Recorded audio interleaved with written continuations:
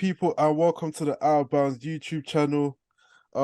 Lake Show, we're all here. I mean, just to confirm, Abbas and Sam are Lakers, am I correct? Yeah, I'm a All Lakers Lakers. Yeah, and we're all Golden, Lakers, we're all and Lakers. Golden State fan. Let's not get it confused, innit? No, we don't care about the That's- other side. that We should care not be about the other allowed. side. Before we get That into shouldn't all be of that allowed. stuff, the playoffs are here. And I am joined by Kojo. How you doing? I'm great. I'm very, very happy, man. Obviously, you know why. I'm in a great mood. The Lakers make me happy. I just can't wait for the playoffs to begin. So I'm good, man. But how are you, man? How's it going? Now you know it is. I'm repping purple and gold. You can see the background. That's right. Abbas, Obviously, you can how see you me. doing? What's that? You shout me? I'm doing good. You know, I can't lie. I have different takes on the playoffs. Like, if people know my takes on the playoffs, they're way too long. No way should a postseason be 2 months at least. Damn, he's coming bad vibes already. Oh, But I'm excited. So we're gonna go back to Sam. Sam, how Sam, how you doing? I'm good, man. Like everyone said, I'm excited for the playoffs because I'm not gonna lie, I can't tell you the last time I watched a regular season game. So playoffs is here. It's when it's crunch time. So it's when the big boys come out. So let's see what happens, man. You want setting alarms at 3 a.m. like the real basketball fans, but that's not the here or there. So as we said, the playoffs are around, and we are going to give our predictions. Just before we do give our predictions, just because Abbas wanted to rant quickly about how long the playoffs are, so I'm going to give him the floor for like 5 minutes before we get into it. Why are the playoffs too long? This is my take on the playoffs. The fact that the season starts in October and ends in April. That's what? How many months is that? 6 months? 9. No, 7 months, I believe. 6 or 7 months. The fact that your postseason is about a quarter of that is mad to me. Like, there should never be a way where your postseason is that long. No sport ever has it in America that is that long. And the fact that then I can go and not watch 2 games of the first round, come back and be like, yo, there's still an interesting series going on, for me is also crazy. Like, I can dip on Saturday and not watch the first games of the first round. I know that I've got enough to be able to catch up on, and I'm not going to miss out on anything. And I just think it's way too long. Should be 5 games for the first 2 rounds. Then I can talk about 7 games because you're playing for the trophy, Western, Eastern Conference Finals, and then for the NBA Finals. But yeah, and that's just my opinion. 2 months for a postseason is way too long. I hear that, yeah, but in terms of that 5-game series, it works and it doesn't work. Then they'll have to change how the games are played because at the moment it's 2, 2, 1, 1, 1. So if it goes to 5, then you have to either do 1, 3 in the middle, and then 1, or you have to give it where there's not too much a competitive advantage to, for example, the higher seeds in it. And I think in terms of just how the NBA is, there's so many teams and so many teams make the playoffs. It's always going to be long. It's like hockey. Yeah. It's like baseball. There's a lot of talent throughout the whole league, whereas in you know what I mean. So let me also bring you up on one more thing as well. The playing tournament is one of the biggest disgrace in competitive sports ever. How can you play 82 games and still not be good enough to be a top 8 seed? Like, but you know, it stands for it because it stops tanking to a certain degree. When you think about all those 11, 12 Houston, you're still gonna have teams that look at Dallas. What they started doing, they started tanking. They didn't even need to at one point. But also, it's all about narrative. The NBA probably wants a narrative that at some point, somebody that gets into playoffs via the play-in actually wins the chip. That's the narrative that they want. It's like, for example, in an NFL, someone coming through as a wild card and then wins the Super Bowl. And I think that's just a storyline that you want to have. It could be Golden State, they finished 10th seed, but they able to get into playoffs, get into playoffs, then win a chip. That story there, that narrative is what you want in it for a sport. I get that, but realistically, let's be honest, the teams that are in the playoffs are playing tournaments right now, outside of the Lakers, none of them are going to get past the first round. But that's why they do it though. For teams like the Lakers or Golden State, where they might be going for a transition and they're struggling, you still want to try and get the big teams into the playoffs. Because imagine, for example, OKC finished 8th. You and the Lakers finished 9th or 10th. You'd rather want to see the play-in where the Lakers have an opportunity to get into the playoffs and there's just more revenue dollars, more people. I hear it's all about the money. So But you must stink to not make it into the top 8. of course, but look at the Hawks and Yeah. the Heat. We're going to speak about that, but look, that's what it's done. So, I mean, I half disagree with everything Abbas said, but I can see where he's coming from. But as we all here for, we are going to give our playoff predictions. So obviously, we've had the play-in, and the Hawks have now secured the 7th seed as they disgraced the Heat yesterday. Or should have disgraced the Heat, but Kyle Lowry was turning back the years. So they're now the 7th seed. So I'm just going to post a picture to let you know how the standards look. We've got Bucks, Celtics, Philly, Cavs, Knicks, Nets, Hawks, and there's 3 other teams that could potentially make either Heat, the Raptors, the Bulls. So we're just going to talk about the first one. It's going to be Bucks versus one of those teams. I don't really think there's much to cover here because I'm predicting sweep for whoever becomes the 8th seed. Could you see a possibility whereas there's anything different there? No, I think the Bucks are going to win the series, whoever they face, whether it's Toronto or the Bulls, or even Miami. Johnson, I think they'll win this series quite comfortably. I think if they face Miami, I think at best Miami will probably take 2 games at best. If it's Toronto Raptors, I think at best Toronto taking a game, so I think it'll be a gentleman's sweep if that was a possible matchup. And Toronto, I think again at best, for Toronto winning the game, gentleman's sweep for Miami. I think for me, the Bucks are going to progress through easily to the second round, whoever they face. So I don't see any sort of trouble for the Milwaukee Bucks in the first round. So I'm saying sweep. You're saying in 5 or. I'm saying they'll have an easy series. Sweep at worst from the Bucks, a gentleman's sweep in 5. Do you know what? If this was a case where they couldn't face Miami and they face anybody else, no. Sorry, if Miami are unlucky because if they play the Bucks now, they'll sweep them. Obviously, if they're playing the Bucks later on, because they get more playoff ready, it'll be a bit more competitive.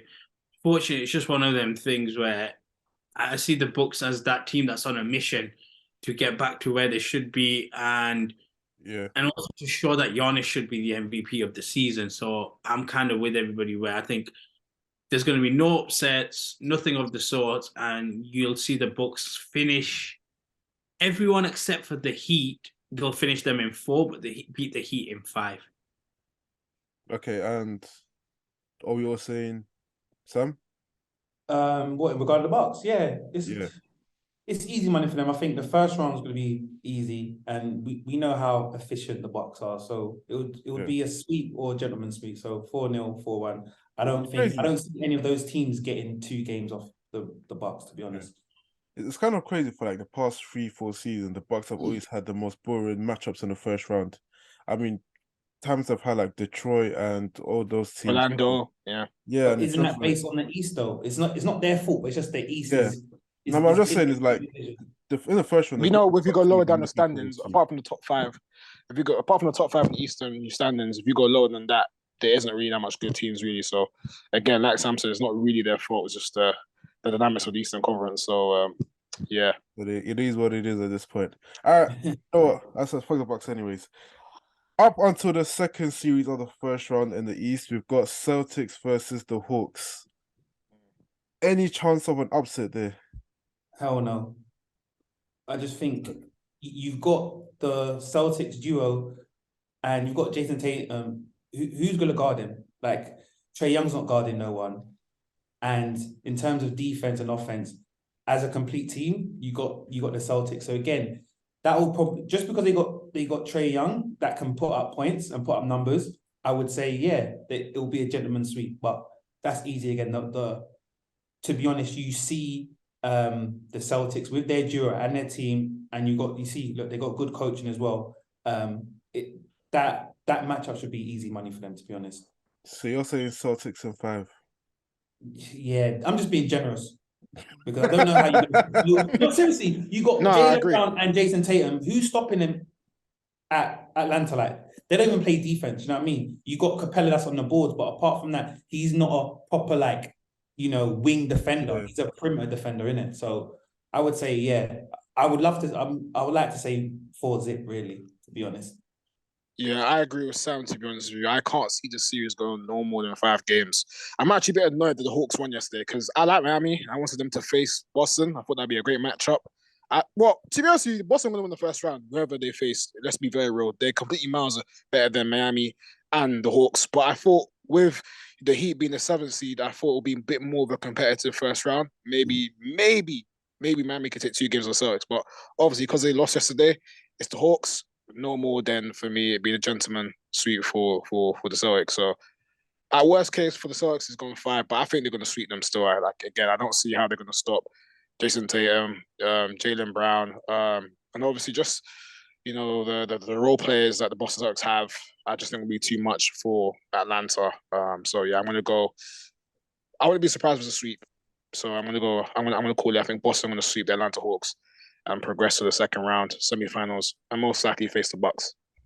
No, sorry, not the Bucks. They'll face Philadelphia or whether it's Philly or Cleveland or the Knicks. So yeah.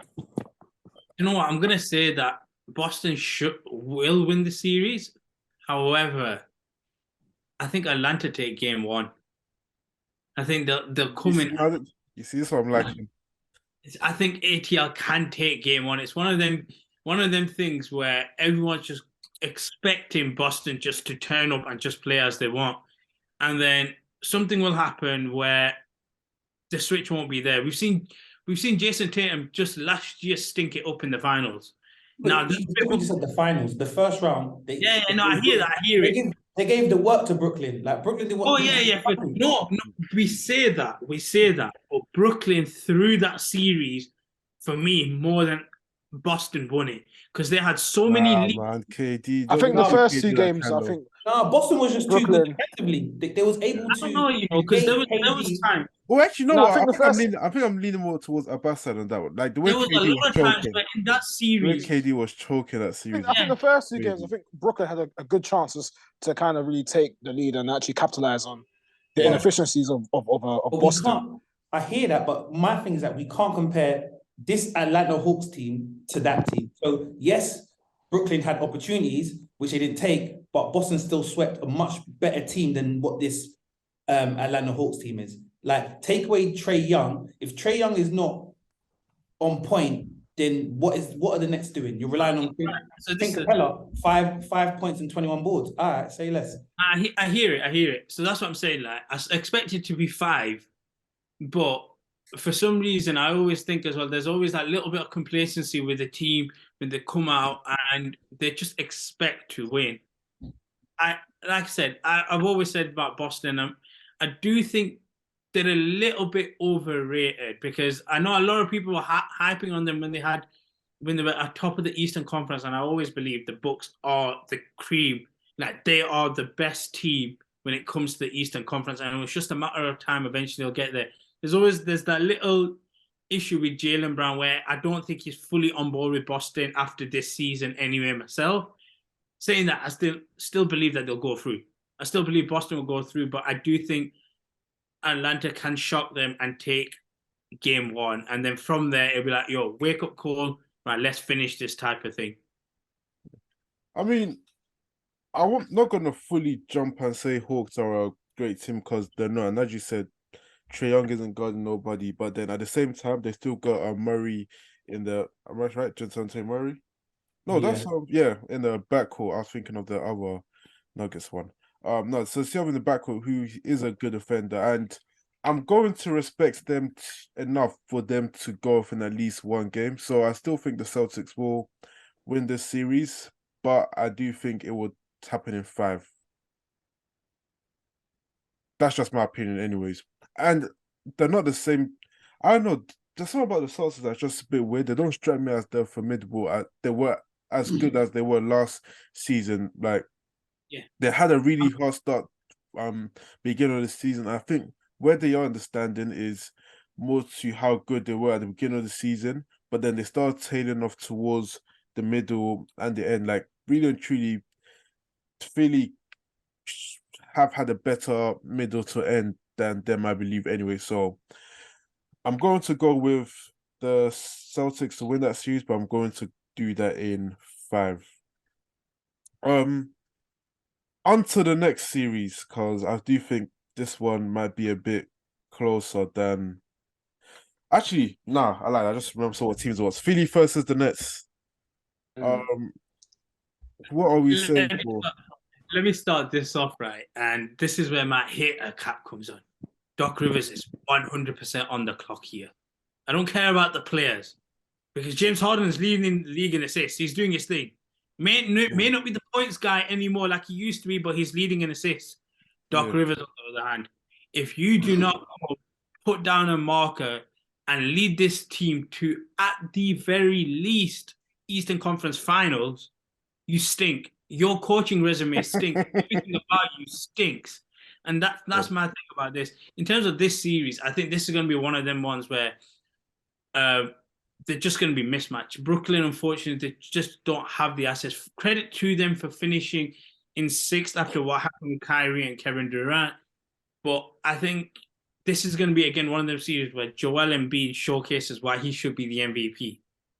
And he's going to have the license to be able to do that. What's the guy's name? Tyrese Maxey, again, another guy I do like in the team itself. But again, for me, this is one of them series where it's like, okay, how much pressure is Doc Rivers going to be under? How far are the 76ers going to allow the Nets to make this a series?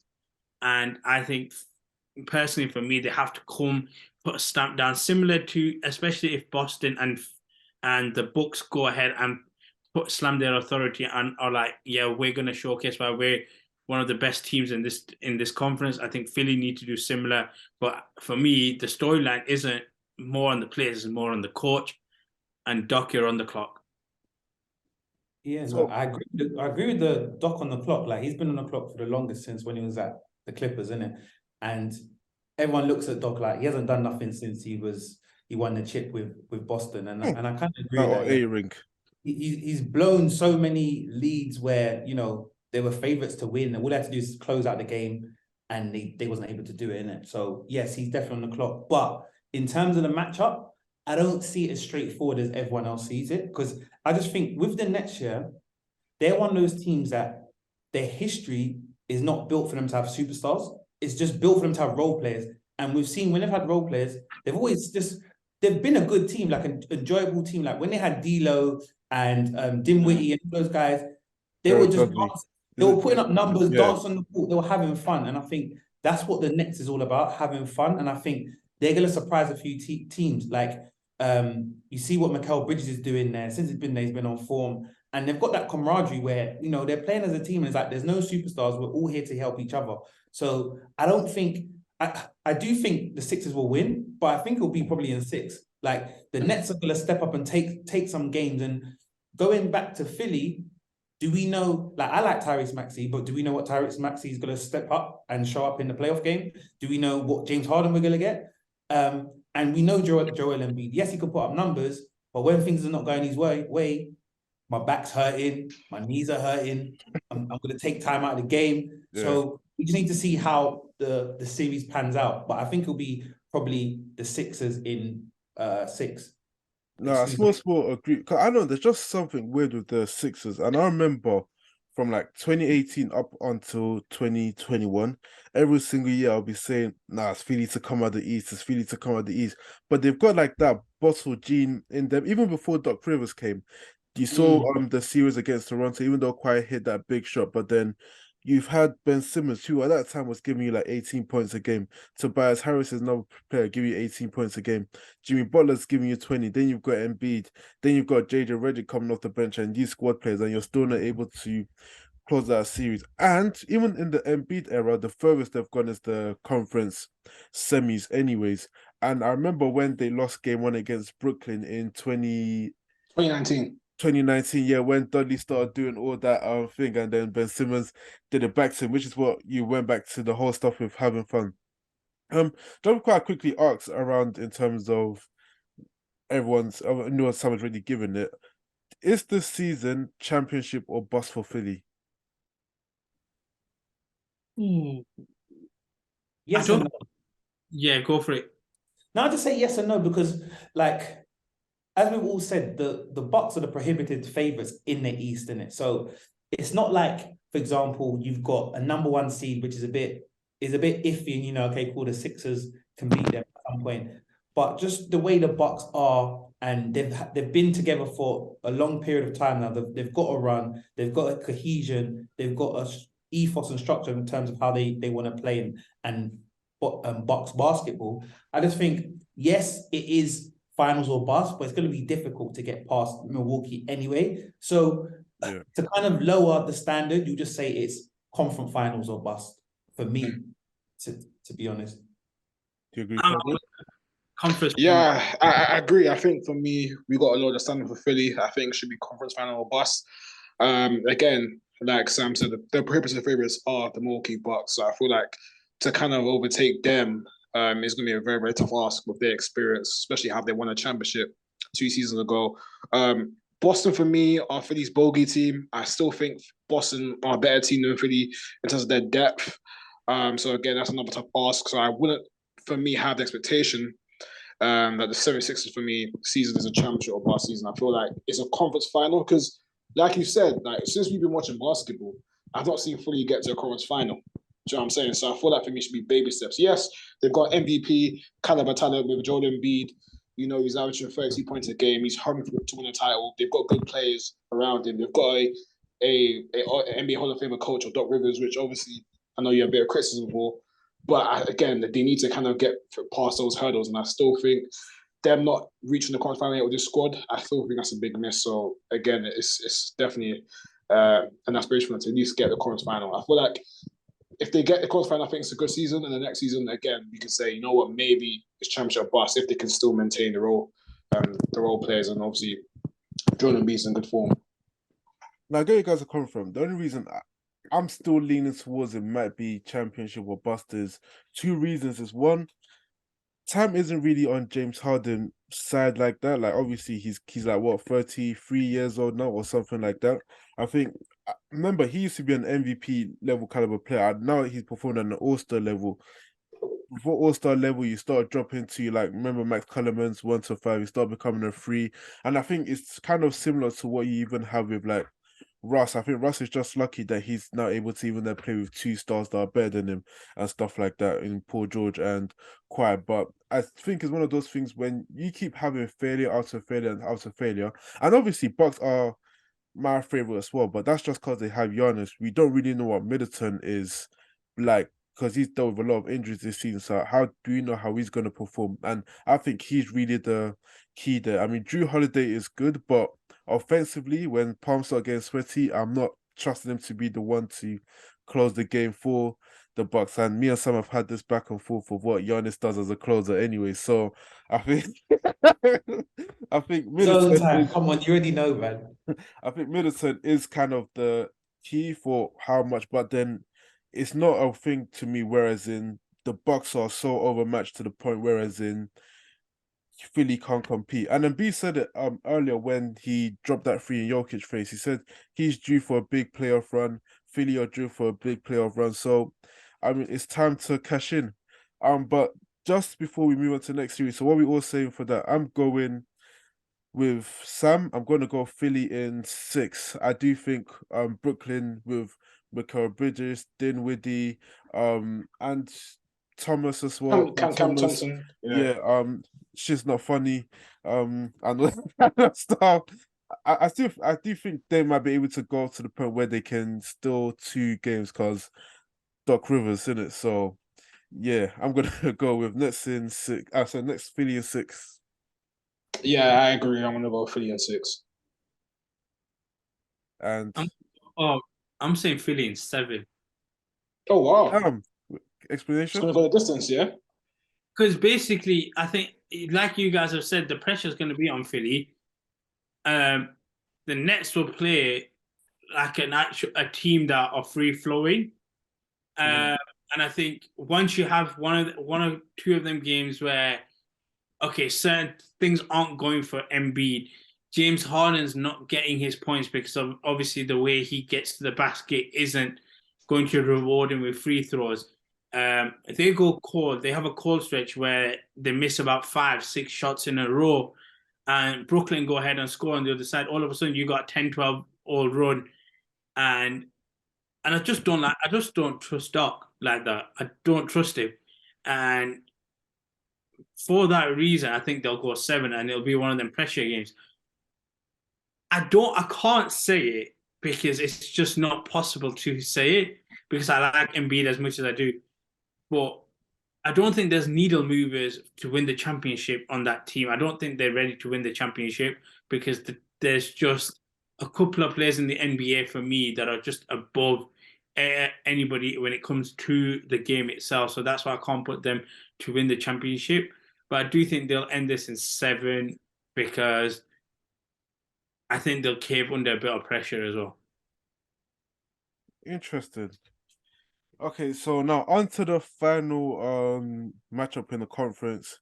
We've got Cleveland versus the Knicks. New York stand up and all them things there. You know how happy they're excited to come back into the playoffs. And remember, do you guys remember, I think 2 years ago, the Hawks versus Knicks Atlanta. series, whereas in Speaking of trade, yeah, I mean, one thing I would give the Garden for is knows how to pop off when like Bro. there's playoff basketball there. Like Side talk is gonna go mad, bro. Like Yeah. if they win a series, side talk and Spider Cuz, it's gonna be different. It's gonna be you saw the way they were cheering because they won a game.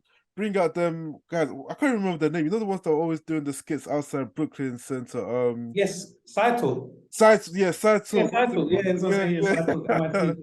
They'll Trae be Young there. looks like my dad's. Yeah. And all those things fit. But just before we go on to the Knicks, are the Cavs underrated in the East or are they overlooked? Because I mean, you look at some of the players they've got. They've got Mobley, who a bunch of people are saying is one of the arguably defensive player of the year.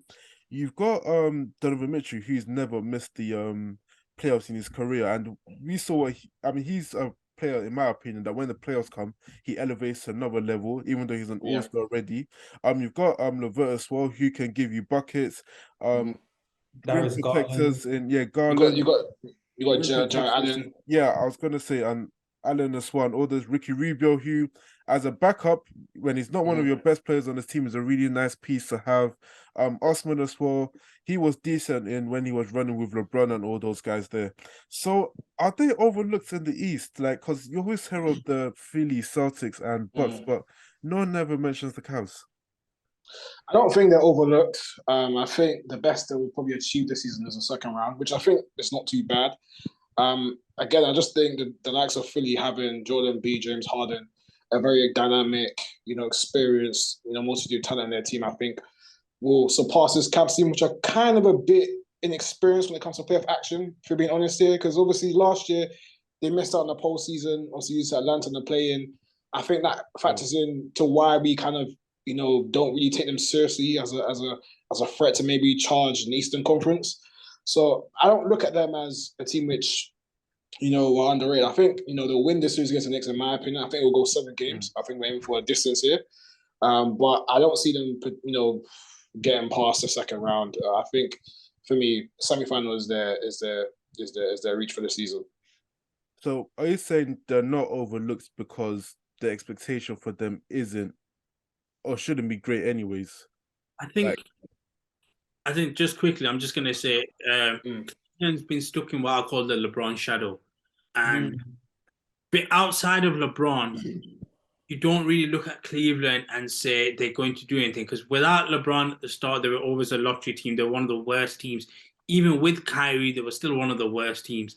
And then when LeBron came back, it was like, okay, cool, LeBron's here, we can do something. When LeBron leaves, they don't really amount to much. Right now, they're on their ascendancy because they've got Donovan Mitchell, but you need to get out the LeBron shadow. Once that happens, fair enough, but also Cleveland's not an attractive market in that sense. So the eyes don't go on to them. In the East, realistically, it's New York, Boston, and Philly where the eyes are on for the market, and Milwaukee, to be honest. And they kind of just fit in perfectly where they are for me.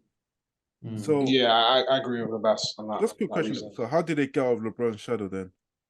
No, they won a playoff game. Win a playoff series. They win a playoff series and they'll start forming their own identity. That helps them because similar to what Kojo said, like, yes, they're a young team. They got a lot of youth. There's exuberant.